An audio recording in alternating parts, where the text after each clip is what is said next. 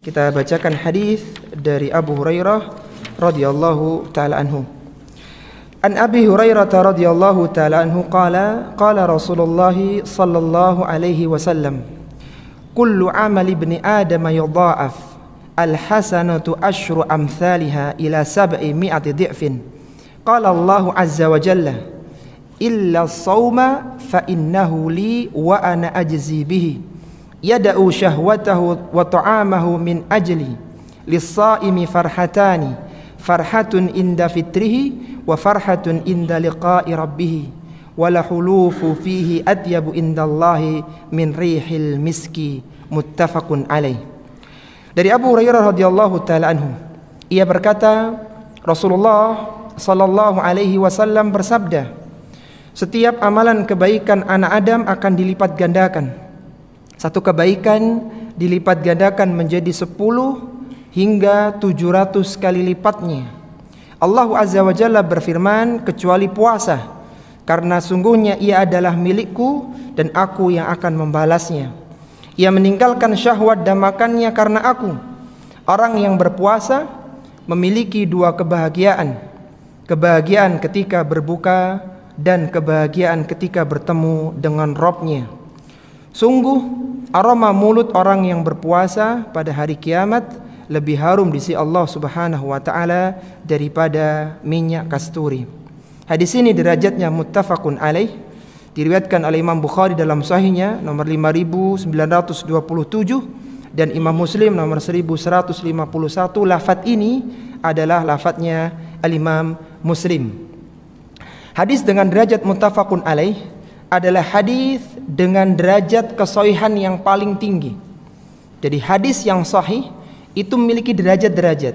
Ya semuanya sahih ya. Cuman ketika diurutkan maka ada derajat yang lebih tinggi antara satu dengan yang lainnya. Muncul pertanyaan, kenapa ulama-ulama muhadditsin hadis yang sahih itu masih diklasifikasikan lagi? Bisa dipahami ya? Kan hadisnya sahih begitu kan? Artinya bisa kita gunakan sebagai hujjah. Tapi kenapa masih diklasifikasikan? Atau kita bacakan dulu lah urutannya ya, supaya antum tahu kenapa diklasifikasikan. Hadis dengan derajat kesahihan tertinggi adalah hadis yang muttafaqun alaih. Hadis yang disepakati oleh Bukhari dan Muslim meskipun secara redaksi kadang berbeda. Dan para ulama kita berselisih mana hadis-hadis yang muttafaqun alaih, mana yang bukan. Dan kita biasa merujuk ya di apa yang disampaikan oleh Syekh Albani. Jadi Syekh Albani itu kalau membuat tahrij ketika menyebutkan derajat hadis itu pakai kode. Ta Tirmidzi, dal Abu Dawud, ha Ibnu Majah. Ketika muttafaqun alaih maka dikasih tanda qaf. Maka hadis ini derajatnya muttafaqun alaih. Hadis yang sepakati oleh Bukhari dan Muslim. Level di bawahnya adalah hadis yang diriwayatkan oleh Bukhari dan Muslim. Rawahul Bukhari wa Muslim, tapi bukan muttafaqun alaih. Bukan muttafaqun alaih. Di bawahnya. Kemudian level di bawahnya adalah hadis riwayat Bukhari, kemudian di bawahnya lagi adalah hadis riwayat Muslim. Itu urutannya. Kembali lagi, kenapa hadis sahih masih diklasifikasikan? Kenapa kira-kira? Kan hadisnya sahih begitu kan? Kenapa diklasifikasikan? Pengklasifikasian ini para ikhwah akan sangat bermanfaat ketika ada 2 hadis sahih yang tidak bisa dikompromikan dengan thariqatul jam'i, tidak bisa dikumpulkan. Maka para ulama kita mau tidak mau harus mentarjih salah satu dari keduanya. Dan salah satu pertimbangan untuk merojihkan hadis satu dengan yang lain, ini sama-sama sahih secara sanad. Maka salah satu pertimbangannya adalah mana yang derajat kesahihannya lebih kuat daripada yang lainnya. Salah satu contohnya para ikhwah, ada hadis yang disebutkan dalam Sahih Bukhari bahwa mata Dajjal itu, atau Bukhari dan Muslim ya, mata Dajjal itu yang buta adalah sebelah kanan. Sedangkan salah satu riwayat dari Imam Muslim secara menyendiri itu adalah yang kiri. Dan nggak bisa dikumpulkan kan, nggak mungkin buta dua-duanya kan, dia nggak bisa lihat nanti. Nah maka harus dirojihkan salah satu sehingga dipilihlah yang buta adalah mata yang kanan, meskipun sama-sama sahih. Tapi kita tidak berpanjang lebar dalam derajat hadis, kita langsung keluarkan faidah dari hadis Abu Hurairah radhiyallahu taala anhu. Silakan mungkin yang bawa pena bisa dicatat, ada 5 faidah yang bisa dikeluarkan dari hadis yang mulia ini. Pelajaran yang pertama yang bisa dikeluarkan adalah setiap amalan kebaikan manusia akan dilipat gandakan. Setiap amalan kebaikan manusia akan dilipat gandakan. Pelajaran yang pertama ini terambil dari potongan hadis di awal, kullu amali ibni Adam yudha'af. Setiap amalan anak Adam itu pasti dilipat gandakan. Al hasanatu asyru amsalihah. Satu kebaikan akan dibalas dengan 10 kebaikan, ila sab'i mi'ati dhi'fin, sampai 700 kali lipatnya. Jadi ketika ada seorang yang sholat 2 rakaat, maka pahalanya minimal 2 kali 10 berapa? 20 rakaat. Ketika ada seorang yang bersedekah 1.000 rupiah, maka pahalanya minimal ya 1.000 kali 10, 10.000. Demikian seterusnya. Tidaklah ada satu amalan kebaikan anak Adam kecuali yudha'af, kecuali akan dilipat gandakan. Pelipat gandaan itu minimal 10 dan rata-rata maksimalnya adalah 700 kali lipatnya. Sekarang muncul pertanyaan, apa yang menjadikan satu amalan dilipat gandakan 10, 100, bahkan 700 kali lipat? Kok beda-beda begitu? Maka para ulama kita merinci ada 6 sebab pelipat gandaan, besarnya pelipat gandaan satu amalan. Yang semoga dengan mengetahui 6 ini, antum tahu bagaimana cara mendapatkan pahala yang banyak dengan amalan yang sederhana. Mungkin bisa ditulis ya, kalau enggak bisa dihafal kayak Abu Hurairah tadi. Cuman syaratnya bulan depan kalau anak kesini antum harus hafal itu poin-poinnya. Taib. Cara atau penyebab yang pertama, kenapa satu amalan bisa dilipat gandakan 10, 100 bahkan 700 kali lipat di satu orang berbeda dengan yang lainnya? Yang pertama karena kuatnya iman pelakunya. Kuatnya keimanan pelakunya itu menjadikan besarnya pelipat gandaan pahala. Semakin kuat keimanan dia, beda dengan yang tidak kuat atau beda yang imannya biasa. Orang yang imannya kuat maka pelipat gandaan semakin besar. Kemudian yang kedua adalah karena kesempurnaan keikhlasan pelakunya.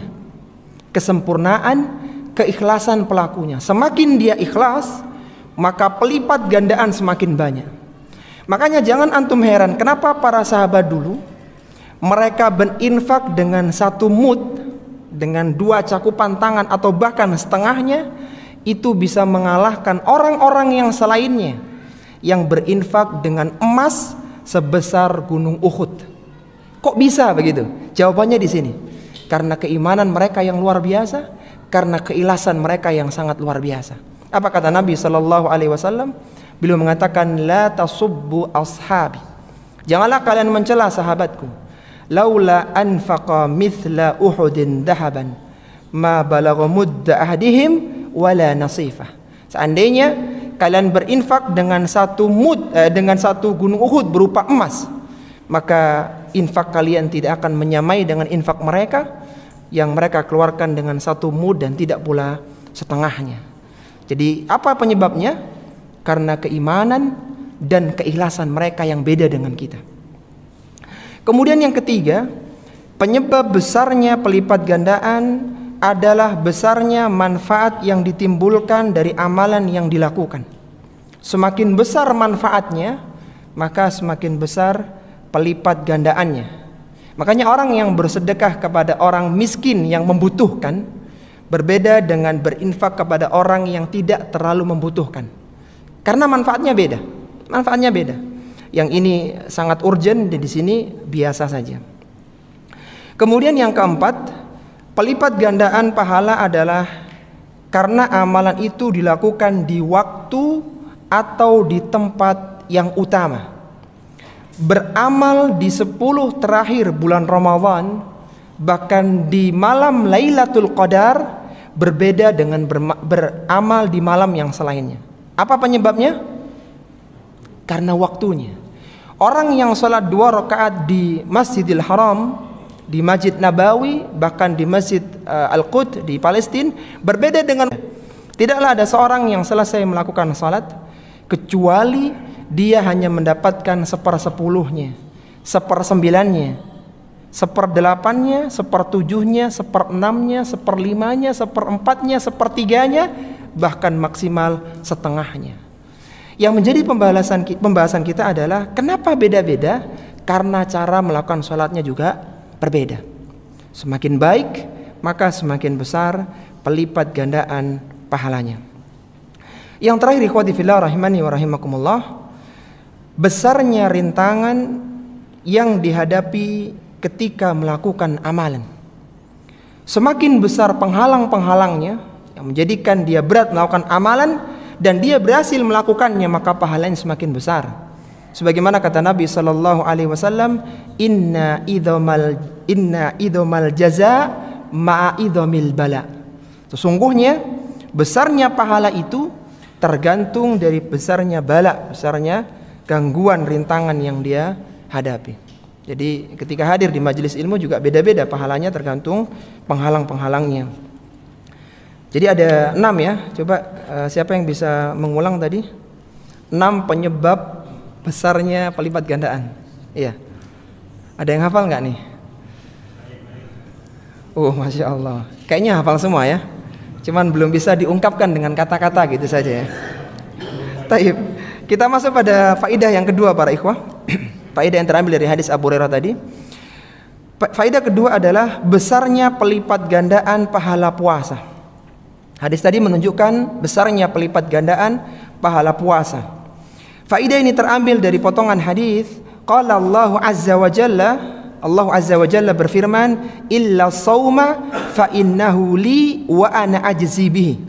Kecuali puasa, sesungguhnya puasa adalah untuk aku dan aku yang akan membalasnya. Al-Hafidz Ibnu Hajar Al-Asqalani rahimahullahu taala dalam kitabnya Fathul Bari, syarah Sahihil Bukhari, beliau membawakan 10 pendapat para ulama tentang potongan hadis ini. Tentang potongan hadis yang menyatakan bahwa puasa itu untuk Allah, Allah yang akan memberikan balasannya. Itu ada 10 pendapat para ulama atau syarah para ulama. Pendapat yang pertama mengatakan bahwa kenapa puasa itu untuk Allah dan Allah akan membalasnya?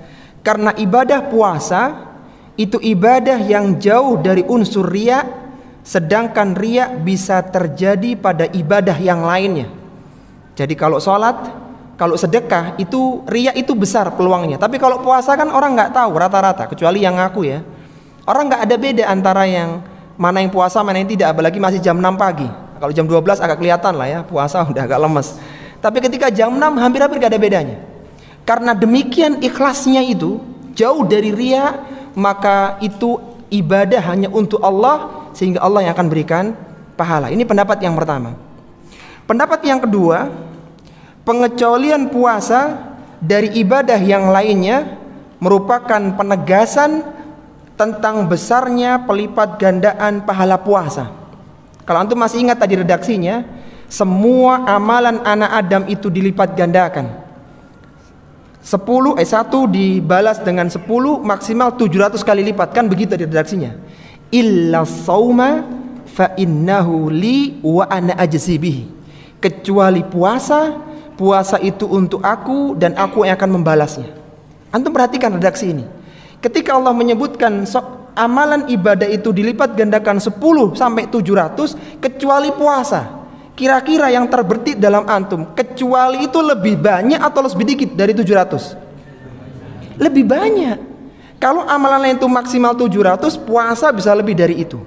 Sehingga maksud hadis ini, seorang yang berpuasa sehari saja itu pelipat gandaannya bisa 700 lebih dibandingkan amalan-amalan yang lainnya. Jadi sangat luar biasa, sehingga dikeluarkan dari 700 pelipat gandaan tadi. Kemudian pendapat yang ketiga, penyandaran atau idhafah kepada Allah bertujuan untuk memuliakan ibadah puasa. Jadi Allah akan menyebutkan fa innahu li, puasa itu untukku. Jadi puasa disandarkan kepada Allah. Ini menunjukkan puasa adalah amalan yang mulia, yang disandarkan kepada Allah Subhanahu wa taala. Kemudian yang keempat, pendapat yang keempat ya, nanti kita sebutkan mana yang rajih. Puasa merupakan ibadah yang utama di sisi Allah Subhanahu wa taala, ya mirip dengan pendapat yang ketiga. Pendapat yang kelima, puasa termasuk jenis ibadah yang tidak mudah dijadikan sebagai sarana penyembahan kepada selain Allah. Jadi puasa itu bukan ibadah yang mudah untuk dilakukan kesyirikan untuk selain Allah Subhanahu wa taala. Berbeda dengan salat, berbeda dengan sedekah, berbeda dengan tawaf yang rata-rata bisa dimasukin kesyirikan karena tidak ditemukan adanya orang kafir yang mengagungkan sesembahan mereka dengan cara berpuasa. Jadi orang kafir itu rata-rata ibadahnya dengan berkurban begitu ya, dengan menyembelih, dengan sholat, dengan tawaf. Tapi untuk kesyirikan, hampir-hampir nggak ada orang kafir yang ibadahnya itu dengan puasa begitu. Nah, maka ini puasa ini adalah untuk Allah Subhanahu wa taala. Taib. Kemudian pendapat yang keenam, tidak membutuhkan makan dan pemuas syahwat merupakan sifat Allah Subhanahu wa taala. Allah tidak makan dan Allah tidak memiliki syahwat. Ketika seorang hamba mendekatkan diri dengan amalan yang sesuai dengan sifat-sifat ilahiyah tadi, maka Allah pun menyandarkan ibadah itu kepadanya. Ya, meskipun Allah tidak sama dengan makhluknya ya. Cuman hamba ini ingin mendekatkan diri kepada Allah dengan sifat-sifat ilahiyah, yaitu tidak makan dan tidak menyalurkan syahwat. Taib. Kemudian yang ketujuh, tidak membutuhkan makan dan pemuas syahwat juga merupakan sifat malaikat. Kan malaikat kan nggak makan, nggak punya istri, tidak ada keturunan, maka amalan itu, yaitu puasa itu mirip seperti amalannya malaikat-malaikat yang suci. Yang kedelapan, puasa merupakan ibadah yang murni untuk Allah Subhanahu wa taala yang manusia tidak memiliki bagian di dalamnya. Jadi hampir-hampir manusia nggak punya bagian, semuanya untuk Allah Subhanahu wa taala. Yang kesembilan, seluruh amalan ibadah yang digunakan untuk menggantikan kezaliman yang dilakukan oleh seorang hamba terhadap orang lain kecuali berpuasa. Dan yang kesepuluh, puasa merupakan ibadah yang tidak terlihat sehingga tidak dicatat oleh para malaikat pencatat amal. Kan tadi disebutkan fa innahu li wa ana ajzi bihi. Karena amalan ini tidak terlihat secara zahir, satu. Yang kedua, pelipat gandaannya bisa lebih dari 700, maka yang mencatatnya langsung Allah Subhanahu wa taala. Fa innahu li wa ana ajzi bihi. Dan aku yang akan membalasnya. Setelah menyebutkan 10 pendapat tadi para ikhwah, Al-Hafiz Ibnu Hajar Al-Asqalani menguatkan pendapat pertama dan pendapat kedua. Dan semuanya itu Masya Allah hikmah yang sangat luar biasa. Yaitu puasa merupakan ibadah yang jauh dari unsur riya, dan puasa itu pelipat gandaannya sangat besar sekali. Lebih dari 700 kali lipatnya. Allah akan lipat gandakan pahala puasa dengan jumlah hitungan yang tidak terhitung jika puasa itu selamat dari unsur-unsur kemaksiatan. Artinya terjaga pahala puasanya. Makanya kata Nabi SAW, rubba sa'imin laisa lahu min siyamihi illa al-ju' wa rubba qa'imin laisa min qiyamihi illa sahar. Berapa banyak orang yang berpuasa namun tidak mendapatkan kecuali hanya lapar saja karena dia tidak menjaga kualitas puasa, dan betapa banyak orang yang bangkit qiyamul lail dia tidak mendapatkan kecuali hanya begadang malam saja. Sudah adzan ya? 3 menit. Oke, kita bacakan hadisnya. Taib. Setelah kita tahu para ikhwah bahwa pahala puasa itu lebih dari berapa tadi? 700 kali lipatnya. Ternyata tidak semua orang yang berpuasa mendapatkan itu. Orang yang mendapatkan itu adalah ketika puasanya terjaga dari perusak-perusak pahala. Salah satu yang merusaknya adalah bertengkar ya. Salah satu yang merusak pahala puasa bertengkar, kemudian juga dusta. Dan yang semisalnya, saya bawakan hadis-hadisnya di sini. Artinya jangan sampai antum berdusta. Idza kana yaumu shaumi ahadikum, apabila kalian sedang berpuasa, fala yarfuth, janganlah kalian berbicara rafath, berbicara yang mengarah dalam urusan ranjang. Wala yaskhab, janganlah kalian bertengkar, berbicara yang bertengkar ya, fa in syabahu ahadun au qatalahu falyaqul inni mru'un shaimun. Kalau dia diajak untuk berkelahi, maka hendaknya dia mengatakan saya seorang yang berpuasa. Dalam riwayat yang lain disebutkan, man lam yada qaula zur, barang siapa yang tidak mengatakan, tidak meninggalkan perkataan dusta, wal amala bihi, dan mengerjakannya, wal jahla, melakukan perbuatan-perbuatan yang jahil, falaisa lillahi hajatun an yada'a ta'amahu wa syarabahu, maka Allah tidak butuh dia meninggalkan makan dan minumnya. Sekali lagi, besarnya pelipat gandaan pahala puasa tergantung kualitas pahalanya. Kualitas pahala akan terjaga ketika pelakunya menjauhi perusak pahala puasa, salah satunya dusta, bertengkar, dan yang lainnya. Kata Nabi SAW, at-ta'imu syakir lahu mithlu ajri shaimi sabir. Orang yang makan yang bersyukur, itu pahalanya bisa menyamai seperti orang puasa yang sabar. Artinya bersabar dari perusak pahala puasa. Terakhir ya, satu lagi kayaknya. Anda bacakan hadis satu lagi sebelum adzan. Di antara bentuk syukur kita ketika berpuasa ya, kita disunahkan untuk membaca doa, dzahabat dhama'u wabtallatil uruqu wa thabatal ajru insyaallah. Antum perhatikan doa itu ya. Telah hilang rasa hausku, ini setelah minum kita, dan telah basah urat-uratku, wa thabatal ajru insyaallah, dan tetap pahala puasa insyaallah.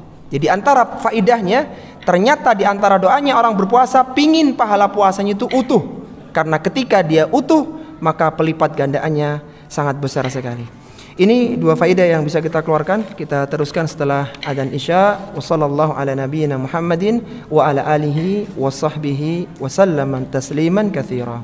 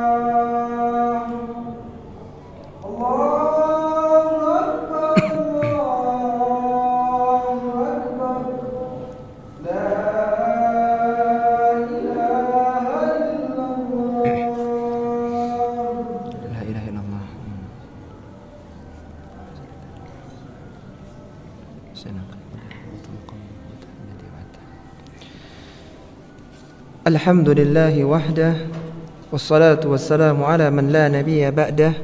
Asyhadu an la ilaha illallah wahdahu la syarikalah, wa asyhadu anna Muhammadan abduhu wa rasuluhu, wa ba'd. Sebelum kita masuk pada 3 pelajaran dari hadis yang mulia, dari hadis Abu Hurairah, coba kita murajaah ya 2 faidah yang terambil dari hadis Abu Hurairah tadi, hadis tentang keutamaan puasa. Apa tadi pelajaran yang pertama? Setiap amalan anak Adam atau setiap amalan kebaikan manusia akan dilipat gandakan. Baik. Kemudian pelajaran yang kedua, besarnya pelipat gandaan pahala puasa. Sekarang faedah yang ketiga. Pelajaran yang ketiga adalah puasa adalah bersabar dalam meninggalkan keinginan syahwat. Puasa adalah bersabar dalam meninggalkan keinginan syahwat. Faedah yang ketiga ini terambil dari potongan hadis yada'u syahwatahu wa ta'amahu min ajli.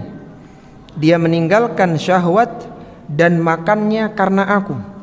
Sehingga esensi puasa itu adalah bersabar dari meninggalkan keinginan syahwat. Pada asalnya makan, minum, bahkan berhubungan suami istri itu hukum asalnya halal. Tapi karena kita ingin taqarrub ilallah, kita ingin mendekatkan diri kepada Allah, maka kita tinggalkan. Dan ini esensi puasa. Jadi puasa esensinya adalah bersabar untuk meninggalkan keinginan syahwat. Enaknya siang hari makan, enaknya ketika seorang suami istri itu ya bersama di ranjang begitu. Tapi kembali lagi semuanya ditinggalkan karena untuk ibadah kepada Allah Subhanahu wa taala. Kenapa dilakukan seperti ini? Karena neraka diliputi dengan perkara yang disenangi dengan syahwat. Sebagaimana surga diliputi dengan perkara yang tidak diiringi dengan syahwat. Sehingga melatih diri untuk menjauhi syahwat itu sama dengan melatih diri dengan menjauhi neraka. Sebagaimana kata Nabi sallallahu alaihi wasallam, hujibatin naru bisyahawat wa hujibatil jannatu bil makarih. Neraka diliputi dengan syahwat, dengan perkara-perkara yang menyenangkan, yang cocok dengan keinginan manusia. Wa hujibatil jannatu bil makarih. Adapun surga diliputi dengan perkara yang dibenci oleh jiwa.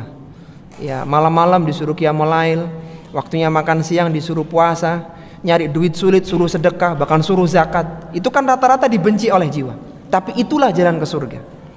Sedangkan puasa yang tadi kita sebutkan, dia identik dengan menahan diri dari syahwat ya, terutama kemaluan dan makan. Maka puasa menjadi perisai untuk melindungi seorang dari neraka.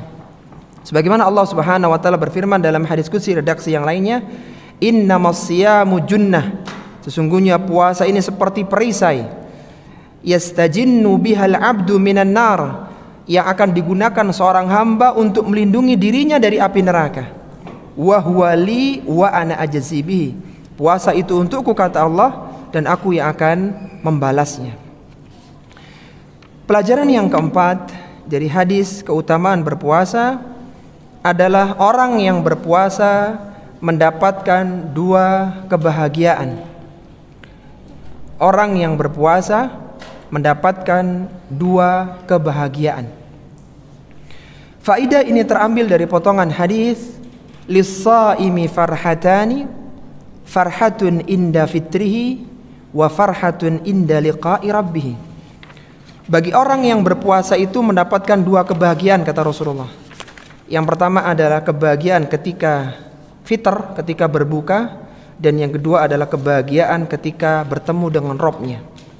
Kebahagiaan ketika berbuka adalah kebahagiaan yang alami, yang natural. Ketika seorang itu terlalang dari makan dan minum dalam waktu tertentu, kemudian diizinkan untuk makan dan minum, maka dia bahagia. Sebagaimana misalnya seorang pemuda dia ingin menikah, kemudian dia berhasil menikah, maka dia bahagia karena dia tertahan dari pernikahan. Demikian pula orang yang butuh harta untuk mencukupi kebutuhannya, kemudian dia mendapatkan, maka ketika mendapatkan harta itu dia berbahagia. Yang terpenting adalah bahwa kebahagiaan yang pertama adalah kebahagiaan yang alami, kebahagiaan yang secara naluri manusia. Setelah tertahan dari mendapatkan atau setelah terlarang dari melakukan sesuatu kemudian diizinkan, maka itu adalah saat yang berbahagia. Maka di antara sunnah di dalam Islam adalah menyegerakan berbuka untuk menyegerakan mendapatkan kebahagiaan. Jadi yang sunnah itu segera buka. Sebagaimana kata Nabi sallallahu alaihi wasallam, la yazalun nasu bi khairin ma'ajjalal fitra. Manusia senantiasa dalam kebaikan selama mereka menyegerakan berbuka. Jadi yang benar begitu adzan Allahu Akbar langsung kita berbuka. Tidak menunggu adzan selesai, apalagi menunggu sampai sholat maghrib selesai, tapi langsung. Karena yang sunnah adalah menyegerakan, dan ini menyegerakan kebahagiaan. Ini kebahagiaan yang pertama. Tidaklah ada orang yang merasakan nikmatnya berbuka kecuali itu adalah orang yang berpuasa. Jadi orang yang merasakan nikmatnya berbuka, makanan berbuka itu hanya orang yang berpuasa, karena dia sudah tidak makan hampir seharian. Jadi menjadi nikmat, menjadi bahagia. Kemudian yang kedua adalah bahagia ketika bertemu dengan Allah Subhanahu wa ta'ala, yaitu bahagia ketika pada hari kiamat. Kenapa? Karena ternyata puasa yang dilakukan hanya antara subuh sampai maghrib, hanya sependek itu dibandingkan dengan umat-umat terdahulu ya, dibandingkan dengan Yahudi dan Nasrani yang jauh lebih berat puasa mereka, itu pelipat gandaan pahala puasanya sangat besar. Sehingga antum bayangkan kalau satu hari aja 1000 kali pelipat gandaan, orang puasa sehari seperti 1000 hari, itu subhanallah betapa besarnya pahala. Bagaimana ketika dia puasa 1 bulan, dia puasa sekian tahun dalam usianya, maka tentunya pahalanya jauh lebih besar. Sehingga ketika dia bertemu dengan Allah, dia ditunjukkan dalam kitab catatan amalannya, ini loh besarnya pahala puasamu di Ramadan tahun 1423 Hijriah, sebesar ini pahalanya. Subhanallah, maka dia berbahagia, dia beruntung dia bisa puasa di tahun itu. Dan sampai-sampai ya, saking besarnya keutamaan puasa ini, sebagaimana hadis yang masyhur, Allah menyediakan satu pintu khusus. Surga itu punya 8 pintu. Yang satu daun pintunya itu sangat lebar sekali, yang kata Nabi suatu ketika akan sesak pintu itu. Nah, dari 8 itu ada pintu khusus untuk orang yang berpuasa, yang disebut dengan pintu Ar-Rayyan. Jadi pahalanya besar, bahkan masuknya aja nggak semua pintu.